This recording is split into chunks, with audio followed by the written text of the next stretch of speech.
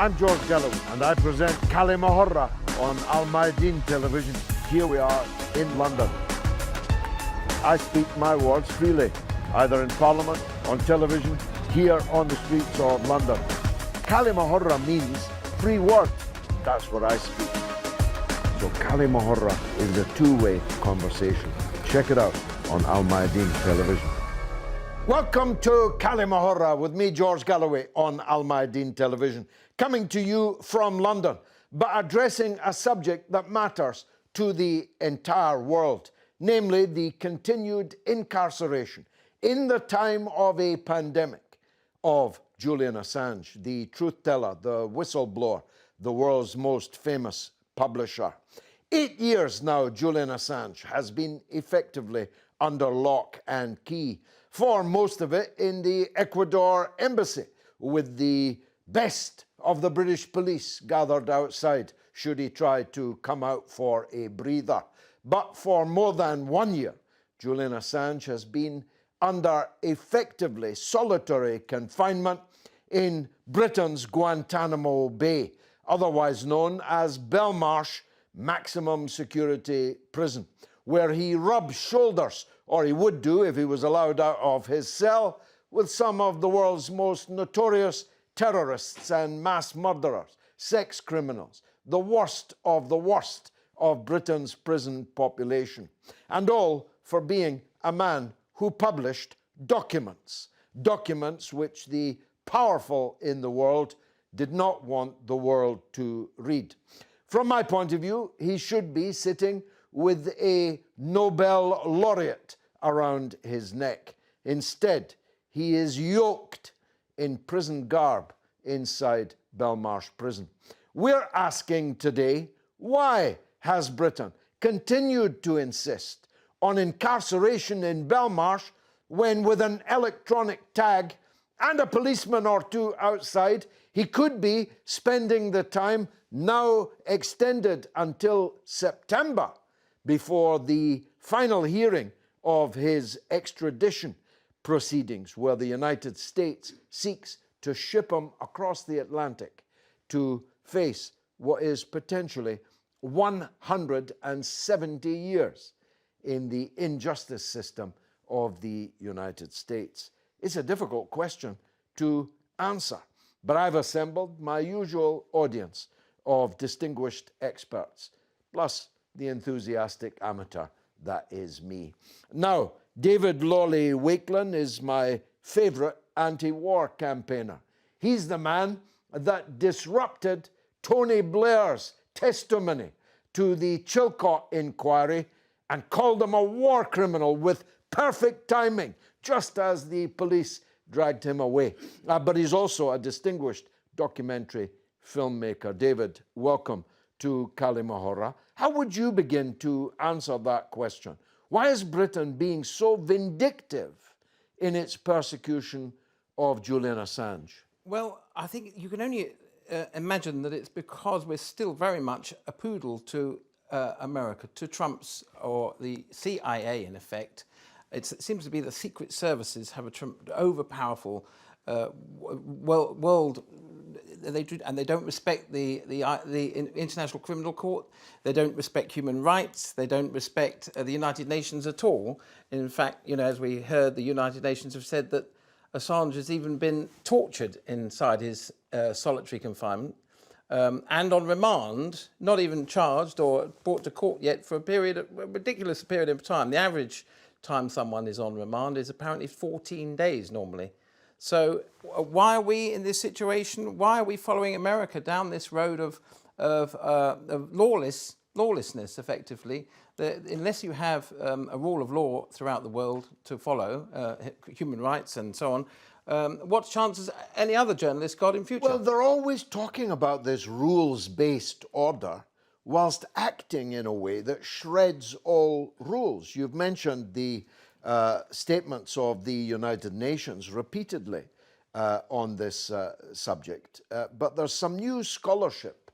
Some might call it journalism, but I think it verges on scholarship from the Grey Zone Project just this weekend, which reveals the role played by the security company, which was hired by the Ecuadorian embassy, but was in fact working for Sheldon Adelson and his gang in Las Vegas. He's the man who owns the Sands in Las Vegas. He's the big Israel backer in the United States and bankroller. This security company was literally spying even in the toilet of the Ecuadorian embassy, and more importantly, was spying on the privileged client-lawyer privilege discussions between Julian Assange and his lawyer, which, if you were prosecuting someone and were found to have been spying on that person's privileged conversations with their lawyer, any judge would throw it out of court. But we have, it seems, peculiar jurisdiction in this Assange case. Yeah, it's incredible to think that apparently the CIA have been tapping his lawyer's conversations in the Belmarsh as well. And burgling his lawyer's office. So, which would suggest that there's absolutely no way whatsoever he could get a free trial, or a fair trial rather, in the States, in America. Patrick Christys, you're a journalist, a broadcaster, a blogger. Fair to say you're a conservative. That's why you're Broadly, the only man here wearing a tie. But you are, first and foremost, a man that believes in freedom of speech and freedom of reporting. How does this all look from your part of the political spectrum? Well, I just think this is absolutely terrible on a fair few parts. I mean, from a purely journalistic perspective, you go into journalism looking to try to expose some ultimate truths. Well, here's a man who's done that, and he could potentially pay for it with his life now. And this is not the way that a first world country should respond to it. The way I look specifically at Julian Assange's case is that the idea now that the UK doesn't support the death penalty is absolute nonsense. You know, you've got this guy there who's, let's be honest, not in the best health anymore, sadly, who's locked in solitary confinement, but within a prison system. That the figures coming out, especially in relation to the coronavirus about the prison system in the UK, are nonsense. We've said that we've got apparently 65 cases across 23 prisons. Well, you're hardly testing anyone. And if that is the case, why have you got 6,000 prison officers and probation staff in self-isolation? There's no way 6,000 of them are off if there's only 65 cases among the UK prison system. They are happy for Julian Assange to wait there and to rot there, and I think that's really a dereliction of duty. Of course, as you said as well, the UN have been pretty forceful in saying that this guy's human rights are being contravened. Well, where do we stand on that? And for me personally, I just find that this is a very one-sided approach that we are taking to America now. We are being their lapdog, really, and Boris Johnson seems content to be led around on quite a short leash by Donald Trump in a way that isn't reciprocated. We have a very one-sided extradition agreement with the United States of America. I don't understand why we keep maintaining that. I think it's worrying for journalists, of course it is, but I think it's also worrying for civilians in other countries. Because when, and it is a matter of time, when we, probably alongside America, inevitably go on another crusade in that part of the world, well, what does this say to citizens over there who can be video recorded, being the victims of war crimes by arguably the most powerful state in the world, and you know that the person who exposes that is going to rot away in a jail cell? This is just terrible all round. On that one-sided extradition treaty, we have a case right now of a CIA officer, quite a senior one, Anne Sakulas, who admits that she killed a young British boy by driving up the wrong side of the road outside a Royal Air Force base. She killed this young boy and then fled back to the United States, falsely claiming that she had diplomatic immunity.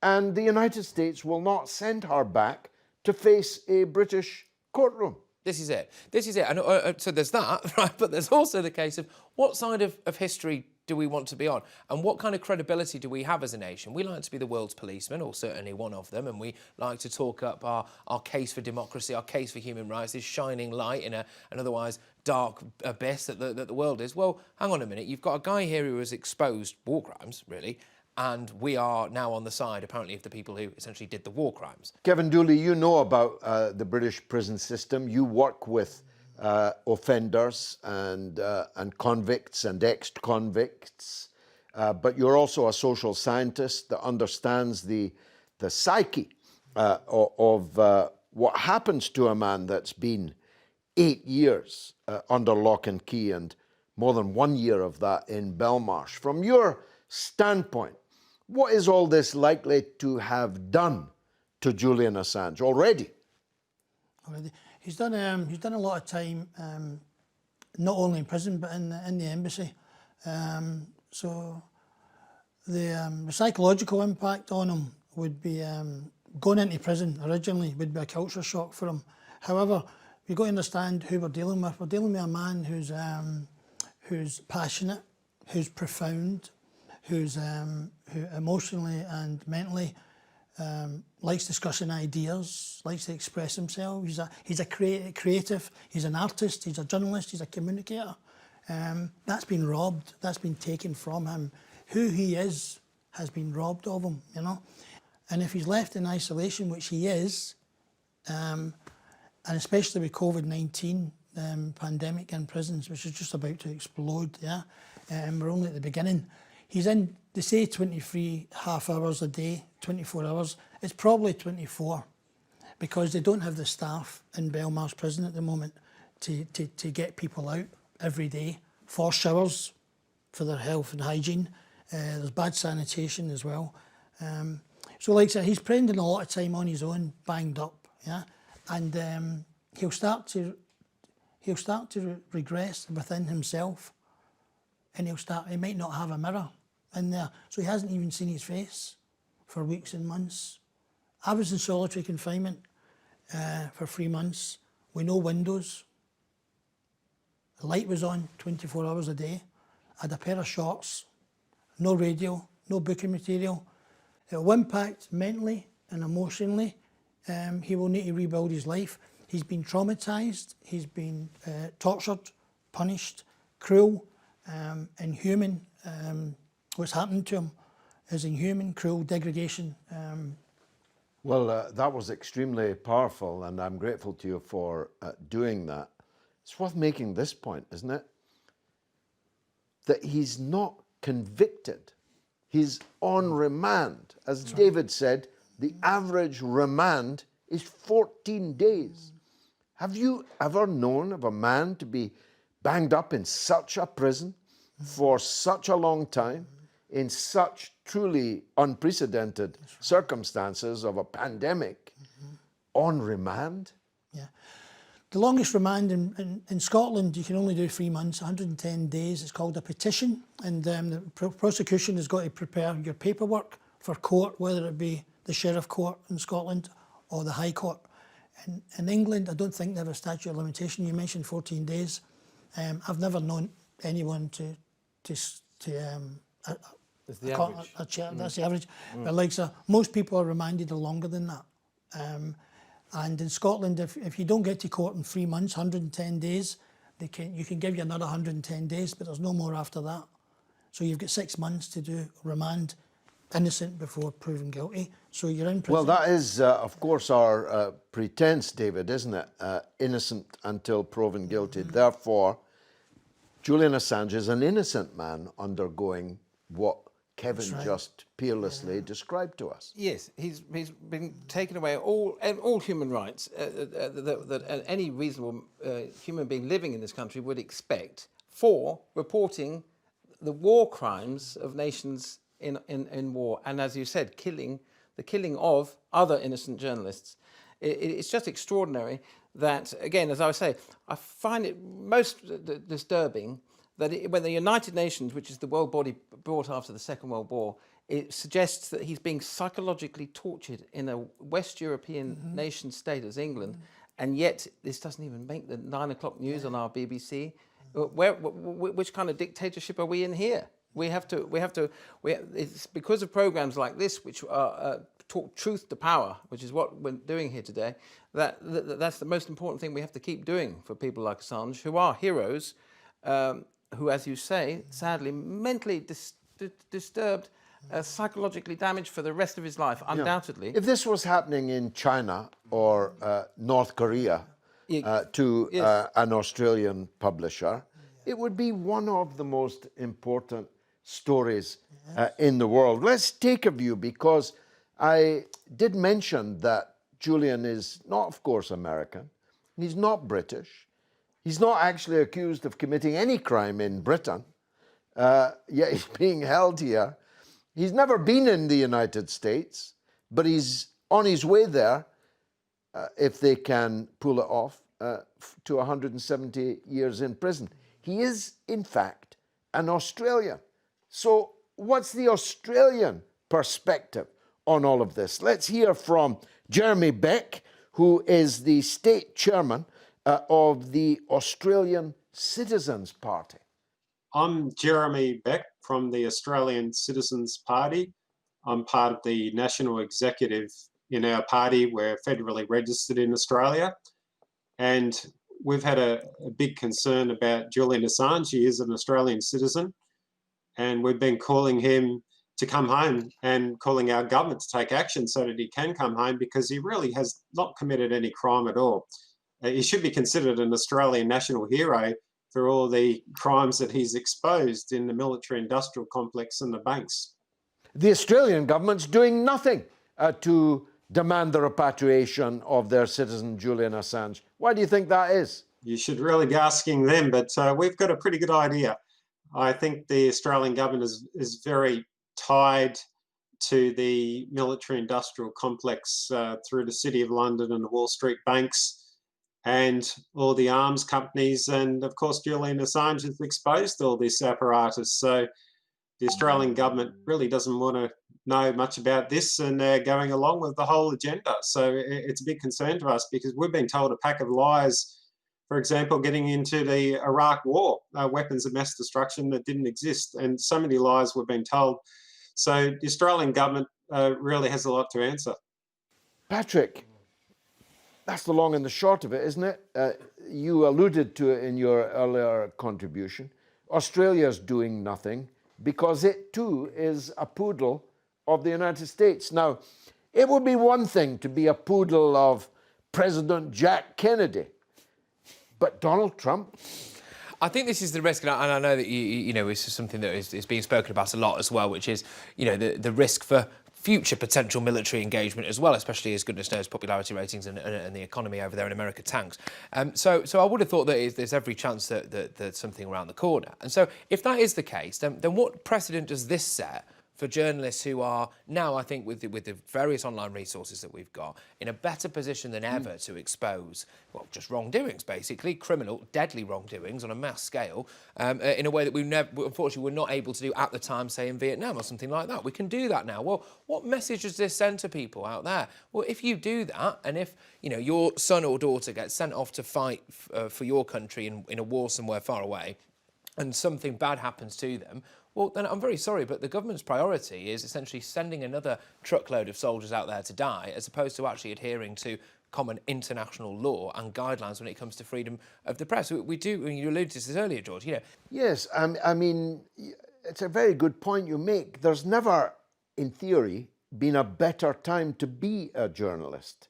Not only can you get information that would have taken you, I used to go to, you know, the Public Records Office in Kew and laboriously plough through acres of paper in order to find facts that now I can find, not even by typing into my phone, speaking into my phone. There you go. Tell me this, and Siri will give it to you. But not only that, you now can get your work out to millions, hundreds of millions of people at the touch of a button, in theory. But in practice, journalism seems to me very largely dead. And if Assange goes into the dungeons, it will be dead. Well, as long as the international communities and the bigger nations' priorities is to make money off war, then they're going to try and strip back anyone who's got the liberty to talk out about any wrongdoings that are going on over there. Their priority is maintaining the quite murderous status quo in a lot of respects, as opposed to actually upholding justice. And that's the kind of contradiction and hypocrisy that we've got now, especially as I've said before, one of the world's policemen, supposedly. Let's hear more from Australia, from Jeremy Beck. Well, really, he is not in jail for any crime at all right now. Officially, he has not committed a crime. He's in there waiting on an extradition order, but he sought asylum there in the Ecuadorian embassy, and he was illegally thrown out according to international law. So really, he has not committed a crime. Australia should be standing up for him and saying he should be coming home. He should not be extradited at all. Why won't the British government at least temporarily release Julian Assange? Well, I've written about the subject, and I know that the UK government had an arrangement to release several prisoners. I'm not too sure what's happened at this stage, how many have been released, but Julian Assange applied to be released under the same conditions, considering the coronavirus would have a grave effect on his health. His health is already very compromised. So really, there's no excuse to keep him in jail, considering his frail state of health. What do you think will be Julian Assange's fate if he does end up being extradited to the United States? It's a very big concern for his health. He would likely be locked up for life, and his health would be in grave danger. Potentially, he could be tortured. Already, he has been tortured, according to Niels Melzer, the UN rapporteur on torture, who said he's been psychologically tortured. So it's a grave danger that torture would extend beyond that in the United States. In any case, he would be locked up for life, and the sorts of conditions he would be held under would be horrendous. Well, we're in dialogue with politicians here in Australia, and we're urging many to support Julian Assange. There are several who have already been outspoken, Andrew Wilkie and George Christensen, a couple, and there's a few others, a parliamentary friends group for Julian Assange, and we're urging more politicians to be outspoken. So far, it's been quite disappointing in terms of the leaderships of the major political parties. They don't really want to know about it. Well, we should point out that the British government has released many prisoners because of the danger of the coronavirus. They have refused to release Julian Assange. They say that the prisoners who have been released could be released because they were convicted criminals. Julian Assange could not be released because he was not a convicted criminal. So you stay in prison because you're not a convicted criminal, but you might be released if you are a convicted criminal. George Orwell, double speak, thou should be alive at this hour. Much more coming up after the break. Stay tuned.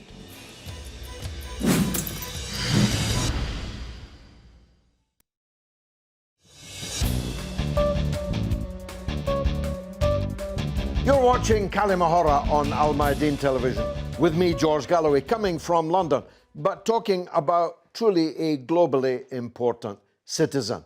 He is, of course, Julian Assange, the world's most famous publisher. He is accused of doing no more, even by his worst accuser, of publishing documents. And yet he is being subjected already to cruel and unusual punishment, even though he's been convicted of nothing. Now, the impact of such cruel and unusual punishment has already been attested to by Kevin Dooley here in the studio.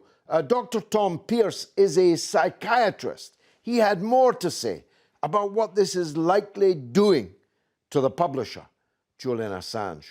Doctor, how would Julian Assange's health have been impacted with over 7 years incarceration, first in the embassy and now in the maximum security Belmarsh prison? I can imagine that we have to look at the stress that he's gone through over the past, well, almost the past decade now. The 7 years confinement in the Ecuadorian embassy, where, especially in the last year of his confinement, more and more restrictions have been placed on him. The Ecuadorian government changed about a year or so, a couple of years back. Rafael Correa, the president, who was quite sympathetic to Assange, left office, and a US puppet, Lenin Moreno, took power. And since Moreno's been in power, certainly life's got worse for Assange. So last year in the embassy in particular, things were getting more and more difficult. His visitors, I understand his visitors are being restricted. He wasn't allowed out for medical care, not that he'd ever been allowed out for that. So he already came into Belmarsh a very sick man. The several months he spent in solitary confinement in Belmarsh obviously would have exacerbated that. I think it's a miracle, actually, that Assange managed to publish articles. He managed to publish dozens of articles. He published books. He did interviews from the Ecuadorian embassy. Of course, he can't do that from Belmarsh, but I think it's a miracle he's still holding on. Aside from the impact on Julian Assange's health, what impact would all of this have had upon his family, his wife, his small children? I mean, of course, the family is suffering too. My understanding is Assange I think he has 2 children who, maybe it's 3, but he's got children who certainly haven't seen their father, or I think one of them at least hasn't seen their father for many, many years. Contact with family was, I understand, very, very limited. Some of his family live in Australia, which obviously makes it hard for them to, well, not particularly easy for them to come to the UK. But now when he's in Belmarsh, visiting restrictions are even greater. So, of course, his family have had limited contact with him over these years. They're also suffering. Why won't the British government at least temporarily release Julian Assange, given that nobody claims, even his worst enemy claims, that he's committed a criminal offence here in Britain? No, of course. He's committed no crime in the UK. As for, even in Sweden have dropped the allegations now. The only crime he's charged with is the 18 counts of espionage from America. But as we've mentioned, we discussed, if it hadn't been for that, we wouldn't know about all the various misdeeds of America and its allies. Why the UK is acquiescing to America, well, that's obvious. We've always been the junior partner.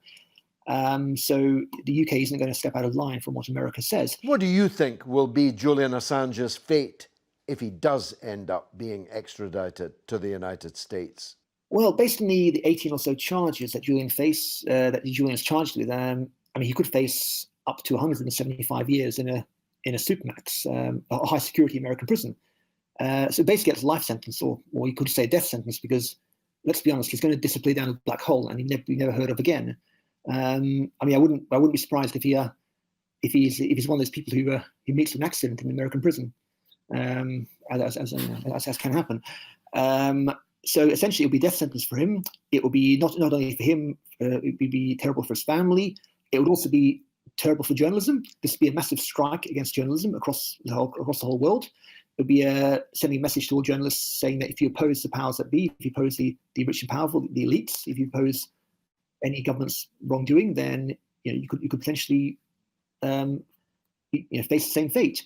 The other thing as well is that governments could other governments could use this as a precedent and say, well, okay, the UK extradited Assange to the US to face trial. What if, for example, other countries, say Saudi Arabia, didn't like what a dissident had written about them and demanded their exile? Potentially, any government could then say, okay, I want the exile of a citizen who's living abroad, or I want the exile of anyone who's written bad things about my country. That's the bull point, isn't it, Patrick? From the point of view of your profession, not only would it have a chilling effect, in fact, it would be a death sentence on free journalism. Well, it would, but it's almost an international death sentence, because I think one of the things that journalists in this country, and clearly wrongly, have thought about this government is that it will fight your corner. If you were to expose something about a foreign power, for example, as happens quite regularly, that actually they wouldn't just be able to either A, come over here and do you some physical harm, but also that you would be protected if you have stuck to journalistic guidelines and abided by the UK rule of law, that you would not be extradited to some quite nefarious foreign power. Well, that's not true anymore, is it? And that's the thing. It's not just the fact that whatever country you might personally be in, however it likes to bracket itself on the world stage, how secure supposedly that country is. Well, if they haven't got a backbone, especially when it comes to someone who's supposed to be arguably our longest historical ally in the Strait of America, then you are knackered whichever way you dress this up, really. More likely, isn't it, David, that the Francis Bacon's great line about self-censorship, it's an arrow that flies in the night. You don't actually see it flying, but it has its deadly effect. More likely, in the circumstance Patrick outlines, the journalist would decide, well, I'm not going to report that story because I might end up in the gulag. Well, this is the overall intention, to stop other whistleblowers ever dreaming of spreading the word that, the last person I read whilst researching this was Sarah Tidstill back in the 80s. She was a civil servant who sold a story, or gave her story, whistleblowed her story to The Guardian. She was put in prison for 4 months at that time, back in the 80s. Well, obviously Assange... and it was a huge cause célèbre. Yes, at the time... Every it was liberal enormous. and progressive in the country Yeah. was up in arms about it, including The Guardian. Yeah, but nowadays, with Assange, he's the example to lead all examples. Do not try and whistleblow against one of these Western dictatorships, as they seem to be. The saddest thing is that the rule of law, which is no longer, it seems evident, which started after the Second World War, is no longer existing. Well, let me tell you, There as is no someone who was deeply involved, I was in Parliament. I was opposed to this one-sided extradition treaty of which Patrick speaks. And I raised with the then Home Secretary David Blunkett, now Lord Blunkett, who actually signed this treaty. It's his name on it. I said to him, what happens if the United States begins demanding the extradition of dissidents from Britain and now no longer has to show just cause, no longer has to show any evidence that what they're alleging is true? And the then Home Secretary, David Blunkett, said to me that I was worrying unnecessarily because on the face of the bill, now Act, it explicitly excludes the extradition of people for political reasons. What could be more political than what Julian Assange is being charged with? Or clearer. It couldn't be more clear, could it? No. This is clearly it only can be a political crime. And also, the strangest thing is that Obama released Chelsea Manning, who was... So there was no crime with Chelsea Manning, but there is with Assange? I mean, what is going on? He's charged... Well, that's the irony. Chelsea Manning did commit a crime, because it is a crime if you're an American serviceman, as he was then, as she was then. Better get the pronouns right. Yeah. It is a crime too, and she paid for that crime. She was punished for that crime. But it can't be a crime for you to publish true material that comes into... If so, we might as well shut the newspapers. You know, the Daily Telegraph. The man who stole the evidence of British MPs filling their pockets and their boots with falsely claimed expenses committed a crime. But the Daily Telegraph, which published that material, was doing a public service, not committing a crime, surely. Well, this is it. Well, the only crime that's been committed is the ones that you can see in the videos that Julian Assange has published and in the documents he's published. Exactly. Julian Assange has not committed the crimes at all. You know, it's just... Otherwise, the New York Times, the Guardian, the Der Spiegel, all these newspapers around the world that published Julian Assange's material or republished it, they'd all be in prison. They'd all be extradited. Well, how far away is that? To the United States. So what you're saying really is there really is no case to answer. There's no case to So there's no case to answer. He's not been charged with anything. He's staying in a prison with coronavirus running rife, and he's been there longer than anyone else in peacetime without a charge. It's extraordinary, isn't it? Welcome to Britain. Kevin, on the subject of families, we heard Dr. Tom talk about that. In this case, Julian Assange, the father of 2 young children, the Americans were instructing their agents who were supposedly guarding the embassy but were in fact working for Sheldon Adelson and his Sands Corporation, who were, of course, a front for the American CIA, gathering information.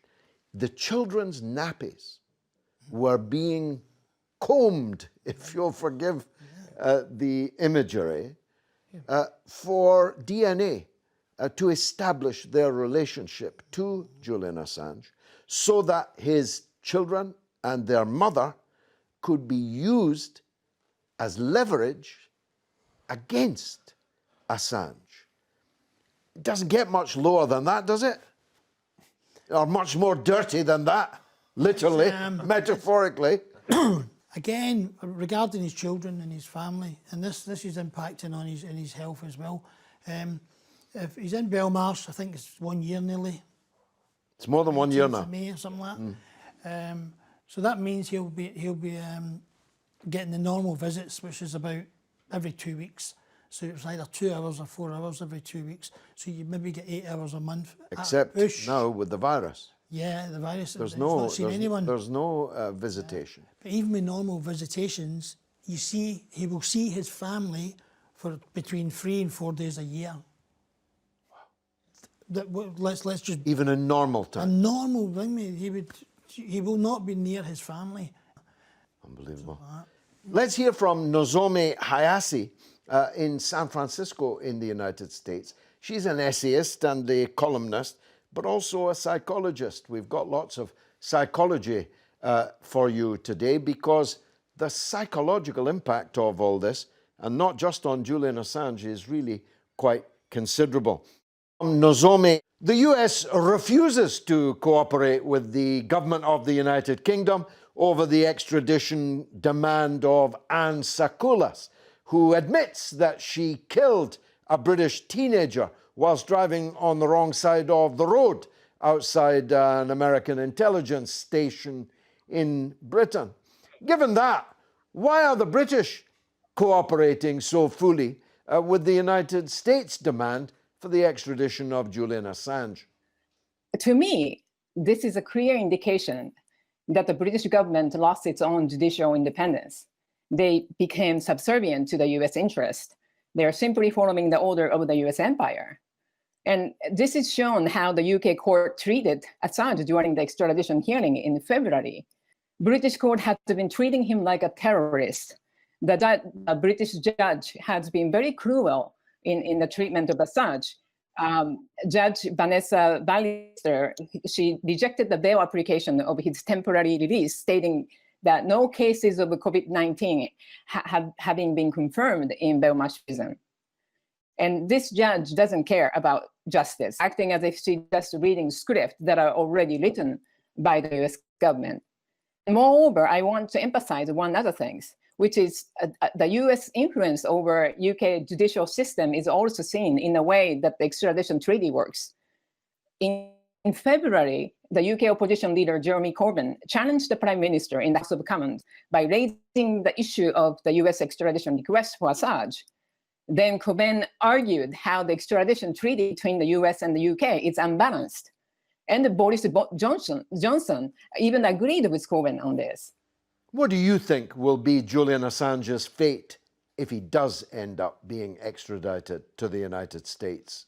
This is obviously, I mean, he's facing 175 years sentences in prison. You know, he will be put into under the very harsh condition. I mean, there's the special measures that is known as the darkest corner of the U.S. Federal prison, in which he would be subjected to complete isolation, be cut off from any outside world. And he would be subjected to torture as well. I mean, so this is, you know, and then U.S. prison system is known to have really deteriorating. I mean, it's not a good environment for someone who, like Julian, who had serious health issues and who suffer from depression. So this is a extremely. I mean, we have to really be aware of the consequences of this case. I mean, if this case were to be ever allowed, we are now thinking about the death of innocent journalists. I mean, and then this would be the end of investigative journalism everywhere. And then one other thing I'd like to point out about this U.S. government prosecution of Julian Assange is that, you know, we are talking about this is the U.S. government going after Assange, but here, you know, who are really going after him? It is, you know, it is a deep state. It's intelligence community like the CIA. This prosecution is CIA's revenge against Wikileaks and the war against the First Amendment. Remember what Mike Pompeo, the former CIA director, now Trump's Secretary of State, said Right after WikiLeaks published the Vault 7 that exposed the CIA hacking tools, Pompeo called WikiLeaks a hostile non-state intelligence agency and said WikiLeaks need to be shut down. Mike Pence, the vice president, also came out strongly saying whoever released those CIA documents need to be held accountable. So they want to end a national security reporting. They want to shut down WikiLeaks and make sure that there would be no WikiLeaks-like organization to ever emerge. Wow, the whole case. David, you know, the only comparator that I can think of in this case is the brave Israeli Jewish whistleblower Mordechai Vanunu, who in England revealed the existence of Israel's nuclear weapons capacity. And then he too disappeared for 18 years of solitary confinement. I can think of no other comparator. And yet both of these men effectively were accused of the same thing, except in the case Vanunu was an Israeli citizen, so you could argue had some kind of duty to the Israeli state. Julian Assange has no duty to the United States, no duty not to reveal war crimes by the United States. On the contrary, as a free man, he had a duty to expose them. And I mean, it is, again, as the lady just said, the expert, you know, the CIA have to try and send a message out that if anyone else dares to, it's like the mafia. You could say it's like the Godfather. You know, we won't just get you. We'll get your children. We'll get your children's children. We'll be after you. You know, you couldn't make a mafia script. Vendetta. Vendetta. Yeah, it's like a mafia script from Godfather 6 or something to think what they would do to you now. And so Vanunu, and as you say, and Assange, would anyone else now dream of whistleblowing on their country? In the West, it does have an effect, sadly. Well, we can't take the Kalima Horra camera onto the streets of London to hear the voice of the people, so we asked the people to send in their voice. Let's take a look. I can only assume that both the British government and the American administration would rather have Julian Assange die in a British prison rather than go through the expense of bringing him for a political show trial in America and spend countless tens of thousands of dollars incarcerating him for the rest of his life. Julian has been persecuted because he revealed American war crimes in Iraq and Afghanistan, rapes, murders, tortures, and the destruction of nations. The case also reveals how the Crown Prosecution Service, under the leadership of Keir Starmer at the time, colluded with the Swedish authorities to keep Julian's case in limbo for almost a decade, even though no charges were ever raised in Sweden. Julian's due process rights have been completely and utterly violated during the entire judicial process. And during his stay in Belmarsh prison, he's not been able to talk to his lawyers. He's now facing 175 years in an American supermax prison. At the end of the day, Julian Assange is not one of a kind.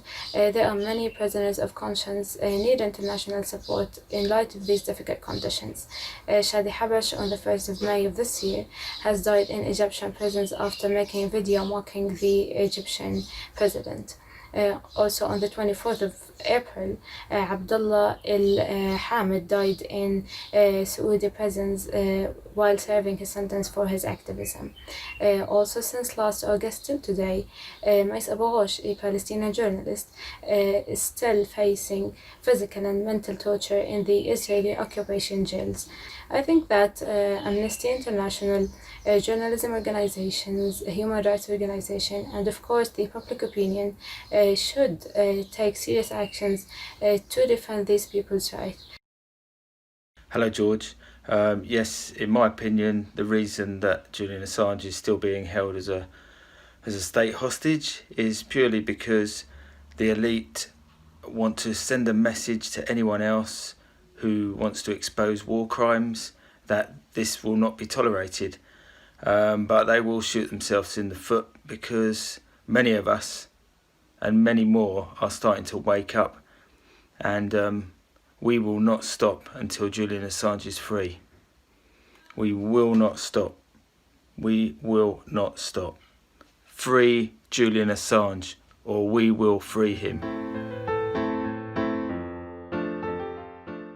It is, Patrick, rather embarrassing for Labour people that the man who's their new leader, Sir Keir Starmer, QC, former Director of Public Prosecution, is up to his neck in the persecution of Julian Assange. It is it's hardly a Labour thing, you might say. No, especially given that during his tenure there, they caused a controversy for apparently actually letting some quite dangerous people out early on parole. So, Yes, I mean, and not prosecuting some very dangerous people. So you've Jimmy got Savile, for example. You've got this How many rampant hypocrisy. cadavers would have been undisturbed if they had This is it. So no one's squeaky prosecuted clean. him? No one's squeaky clean. No, but there's a bipartisan approach to the persecution of Julian Assange. No Labour member of Parliament now will raise their voice to even allow him to go home under an electronic tag out of Belmarsh. Not one. Even Starmer has rejected this. How strange is this? You know, that's just very, very broadly speaking, you're supposed to have the party there on the left of individual civil liberty, human rights, you know, fighting the case for the most vulnerable in society, and yet you've got something like this going on, and there's almost deafening silence on it, isn't there? Just one point I want to make as well is, if you look at who's doing this, and if the Five Eyes security group, as it were, are behind this, intelligence group, I should say, are behind this, well, they're really supposed to be some of the most free, liberal, free press nations that the world has to offer. Well, if they're the ones behind this, then is it not fair to suggest that maybe there isn't a free press anywhere in the world, really? Because if they, surely they're the ones who are supposed to be upholding this kind of stuff. Especially as there are not Five Eyes, there are six. Yeah. They only mention the five because they're all people that look like thee and me. The sixth pair of eyes is Israel. And that's why it's not a surprise to me that Israel's #1 lobbyist in the United States, Sheldon Adelson, the casino owner, is up to his neck now in this persecution of Julian Assange. David, last word from you. How is this going to end? Surely, if not at the level of the judiciary of these hacks who are considering Julian's case now at the lower levels of the magistrates' court, surely somewhere, when this is appealed and appealed, yes, I can see justice will out. Well, I really hope not, but I can see him spending at least another year with COVID and so on, waiting for the vaccine and so on and so forth. It'll be, again, we'll be coming back here in a year's time, and he'll have spent, or the government will have spent yours and my taxpayers' money to keep this man inside, an innocent man. And my fear is that we'll be having the same conversation in a year, if not 2 years' time. And then the psychiatrist will be telling us that the man is a vegetable, a human that is no longer able to look after himself in any way whatsoever. And then tragically, will he eventually be extradited? This is what we have to wait and see. I'm maybe the only person here. I often find myself the only person in various companies that still imagines that there is something, at least higher up the English judiciary, that will see the legal monstrosity that all this is, that's in the High Court or the Court of Appeal or whatever. Am I being foolish, Kevin?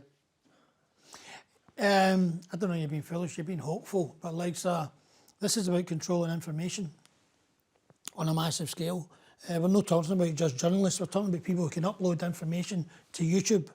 This is the messages for the people. And he's incarcerated unjustifiable and illegally in every aspect. The pressure will build up. The powers that be are sending a big message out. And at the moment, he's in prison, but I know that he'll be supported by other prisoners who understand totally what's happening and what's happening to him. People go to prison to pay for their crime. he hasn't committed a crime, but he's going to prison and he'll be paying for that with his life because he's done the right thing for the right reason. And there's a big message. It's about controlling information worldwide, and our government, our embarrassing government, buddying up to America. It's really, really good that Americans have seen Julian Assange, who can forget, being dragged and fighting and still resisting, getting dragged out of the embassy. Powerful images, the signs of our time, you know. He's getting dragged away. America's seen that, the people of America, they've seen that. They're beginning to change their perception about who he is and why he's in prison. And I don't think they'll support their government. I think it will happen here as well, even because they've now seen the contempt that our special relationship with America by saying clearly that the person that you want in conjunction with the death of a young man in a traffic accident won't be coming back over ever again to Britain. So the total contempt they've shown for our government, for our people, this country. So I think on a grassroots level, I don't think it's going to be the top. I think the movement will grow and swell. So there you go. Julian Assange is safer in the company of the terrorists and murderers and rapists in Belmarsh Jail than he is in the company of British politicians and journalists. There you go. British justice on trial. Julian Assange, will or not he ever be free? I've been George Galloway. You've been a marvellous audience. Thanks for joining me on Kalima Horra.